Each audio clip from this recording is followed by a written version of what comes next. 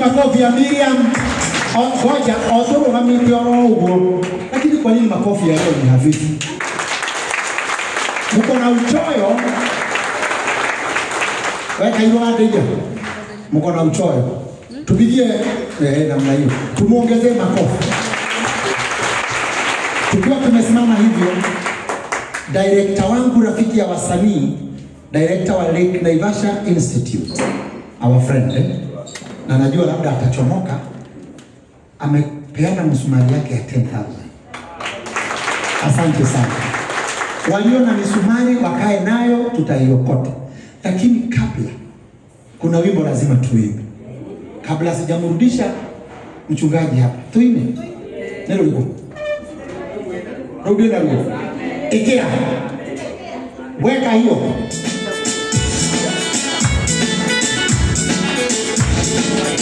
Makofi kwa Yesu. Waka video.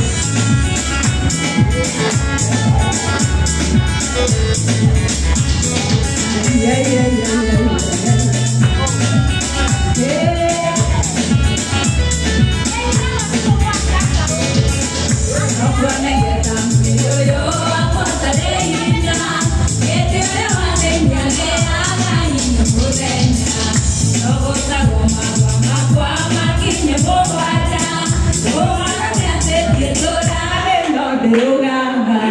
Era ilo siamo in tirare, che era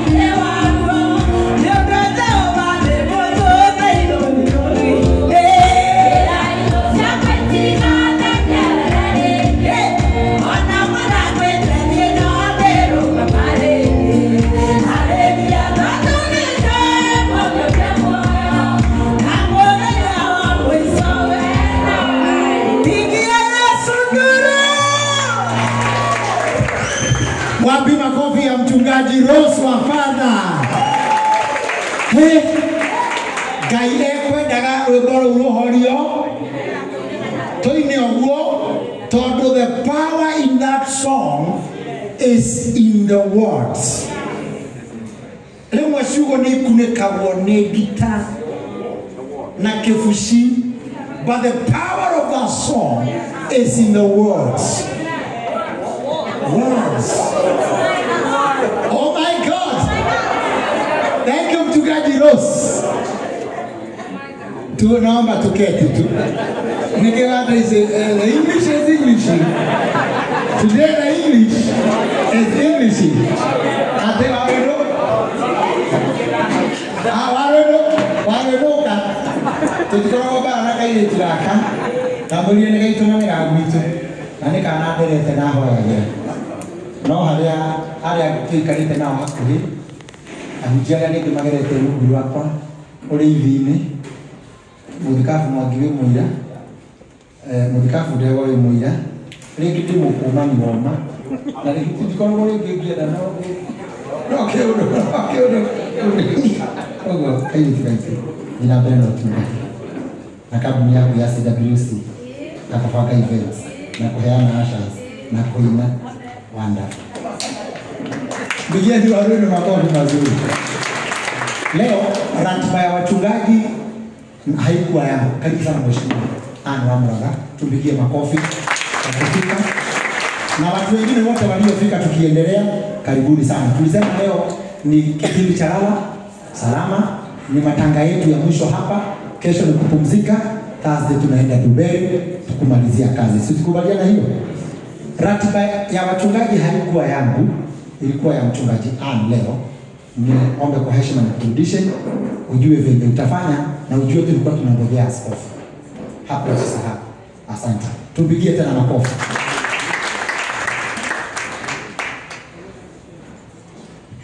Bwana Yesu atukuzwe. Gidani kila ahituka Mungu. Kuna vile tu, lakini tunashukuru Mungu. All protocols observed. Askofu wetu pamoja na mama Reverend Anne, tunaheshimika sana pamoja na kundi lote la wachungaji ambao wametoka kule upande wa Kiambu, kanisa la CFF, karibuni, na tulikuwa tumewasubiri. Mheshimiwa Anne Wamuraga, maite wa kaunti ya Kiambu, karibu sana kwa kujiunga nasi. God bless you. Tuina councilors matogoretule wa Kiama, kayaro muradi manedo wa kwa ushakaya hamwe na idwe. Ngutike murire ndo. Thank you. Goda turugame na gitio giki. Turugame na gitio giki. Itaneta muthitiri Mwangi Zakayo au bishop. Igena turehere bishop leo protocol pia mogu. Tuine tuvasi mwere kwa Anastasia wa Karanja. Rita mune kukagia kugiririo. Igena bishop. Okay. Gidetigo. Nego kagia bugererio. Nado yetare ono. Inde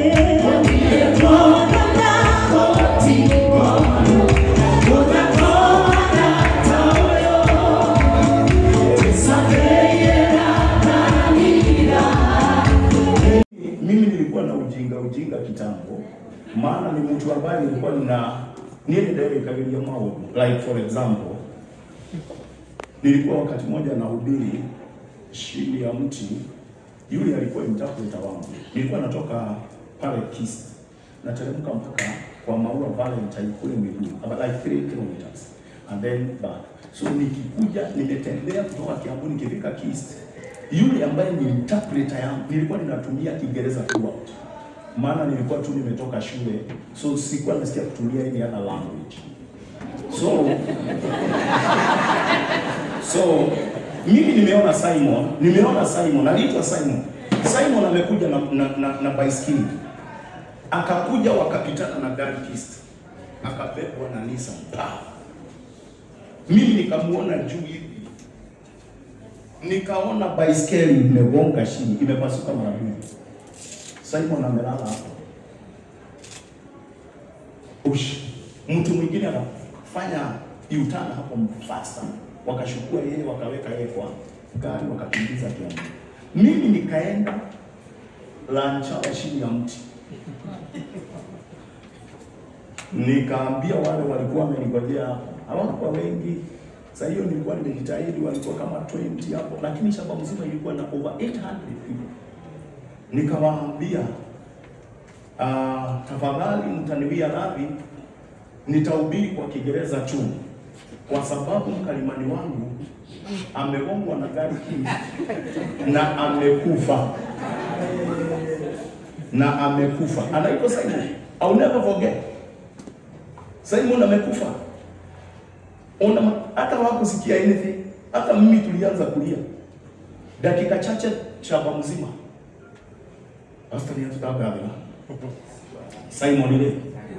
Dale. Kumbe manager walikuwa wamepigwa, general manager aliitwa Mr. Boro. Amenichukua gari akakimbia Kiambu kumwangalia.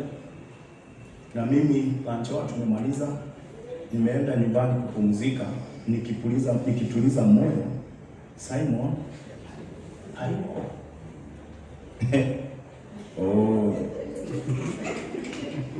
Jioni ya kabisa ndio nilitokea hapo Kiambu yeye. Nikakutana na watu walitoka kazi. Wakaniambia tulikuwa hapa hospitali na Simon tumekuta tu wakati wameamka. Aligongwa hakujisikia.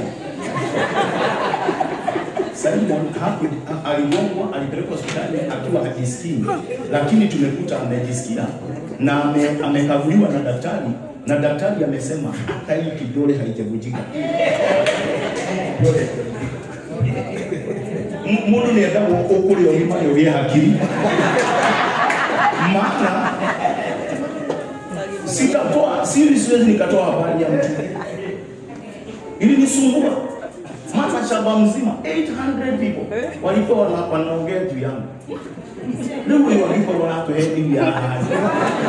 Yote ya gai ni. Mwodoyo wakipo huyu mtu ametudanganya hapa ati Simon amekufa, atatuhubiriaje za mbinguni kama za hapa duniani? Let me tell you something. The Bible says, Biblia inasema huyo mtu ambaye ana uwezo wa ku take care of his eternal heart is a perfect person. Oh yes. Is a perfect person. Sisi hatuangi perfect kwa sababu ya kuoga, kuvaa vizuri, no. Tunajulikananga we are mature and perfect people if you are able to take care of your time.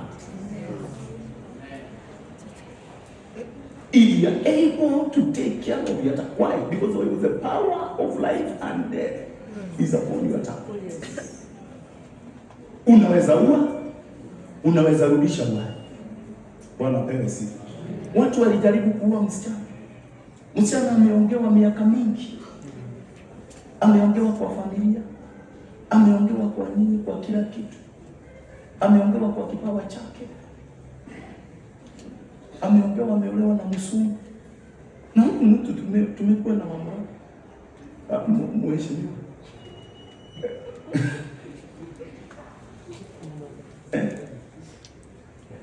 Machana spirituality leader amesema huyu unajua mama yake, huyu si Busungu. Ni mama yake anakaa hivi. All kinds of stories. But tutajua even our nation imemature when people will take care of their Oh yes. if you don't take care of your what? I mean, your time. Watu watakuwa wanajua ya kwamba hapa tuna shida. Job chapter 5 ndio nitasoma tu. Job chapter 5. Ninasema hivi kwa sababu wale nimetoka upande wa kwetu, unajua watu wa kwetu walikuwa wanaongea mpaka nikaomba God deliver me from that spirit. Watu wa kwetu walikuwa wanaongea hivyo. Hivyo nilisema mtu amekufa. Watu wa kwetu walikuwa wanasema hivyo. Yeah.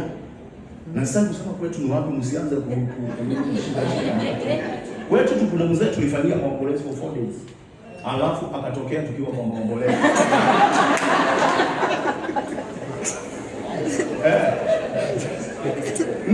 Kenya, unajua tunaweza tukawa tunasheka, lakini ukute kuna watu ambao area ya kwao wako hivi. Kwetu kuna mtu ambaye burial, you call it what? The grave ilikuwa imeshikwa, imetengenezwa, jeneza imetumwa Mombasa ipige naye, na yeye akiwa Mombasa msichana akasikia ni kama anataka kukuja nyumbani. Walipitana na jeneza barabarani. Wakati alitokea hivi, alitokea siku yake hiyo ya mazishi. Wamama walitoroka, watu wote walitoroka. Garibu nuwa ugiti ati ni hawahuditi ukaigwana ya kuwa. Nani atanielewa kile ninachokisema? Bwana apewe sifa. Haleluya.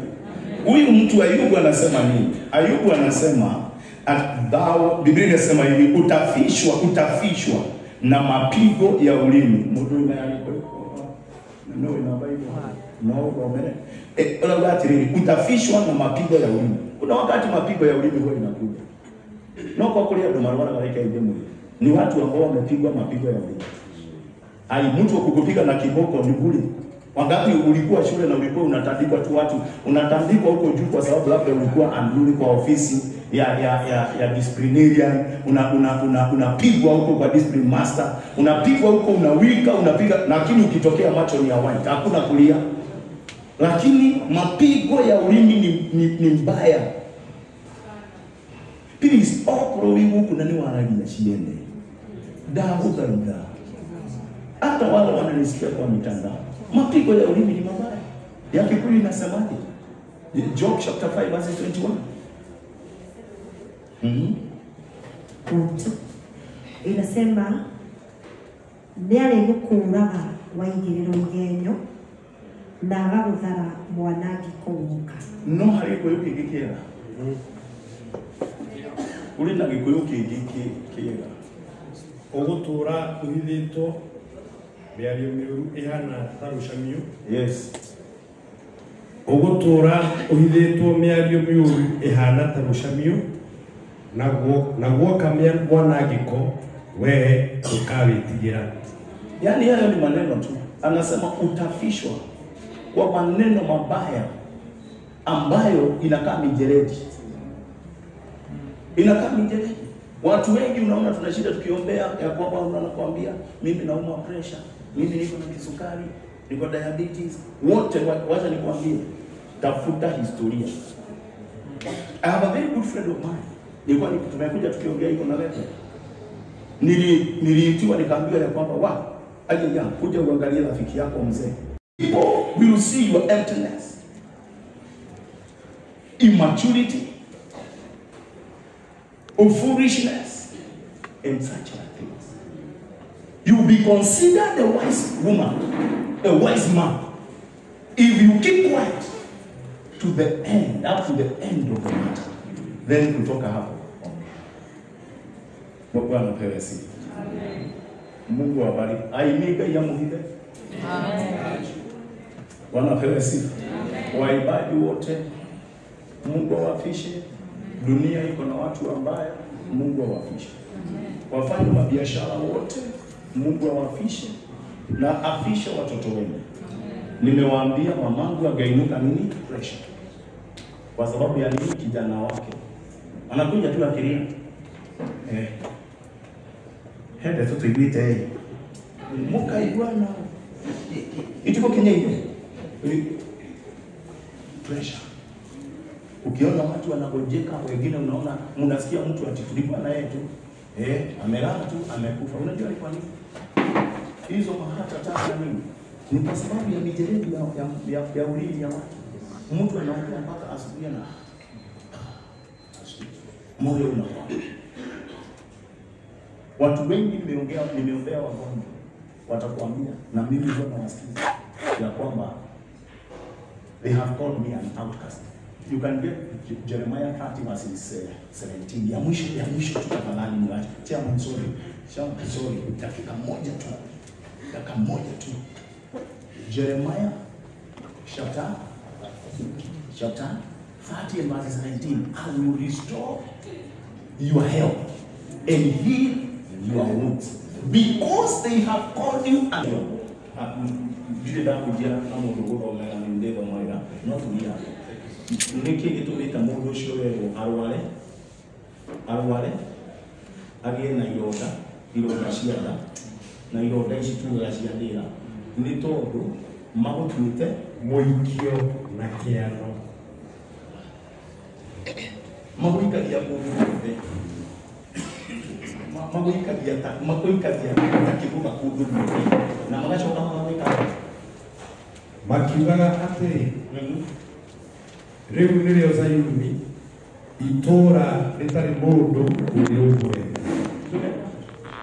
Wanaingilia tu wanasema ya kwamba sasa wewe you are just an outcast. Sasa huyo anaongea nini? Huyo ni outcast.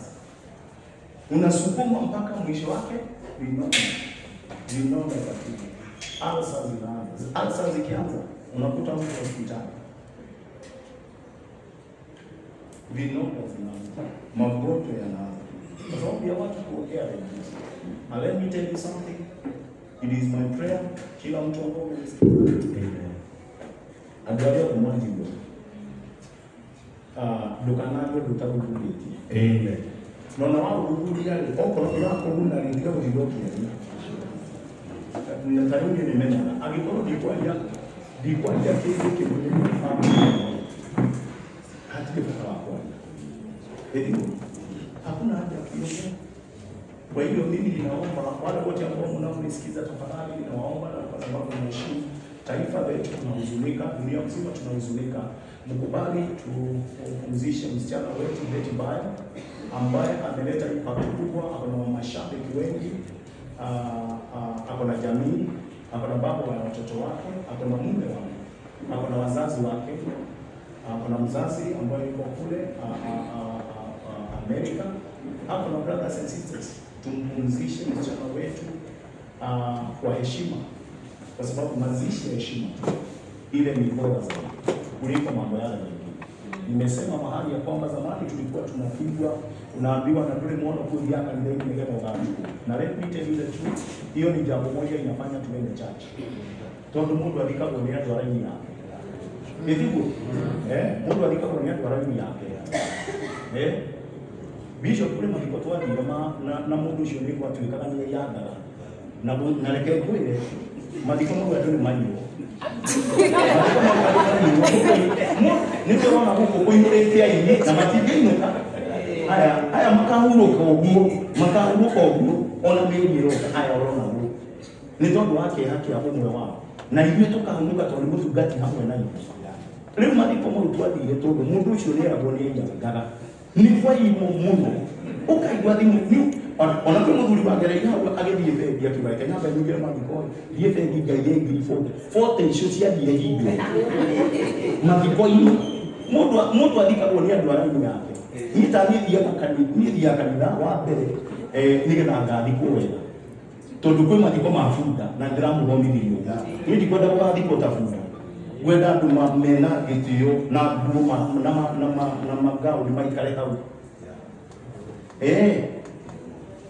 ule wathi mathiko ma akũrinũ wajana tukaringa nani ukoraga ni aiki ya akũrinũ No, I'm just using what? Just using hiyo tu akili. Angalia. Madiko mangishma. Ono geli madiko ma muno gi wipo ngani ala kora bole muno. We menyere yogi. Kuyo na ni menyere. Meko. Ton magi kira kumaga diomwe wako. Na mbele ya Bwana mgeni na hayo. Amani ya Bwana ikawe juu yenu. Mungu awabariki. Asante.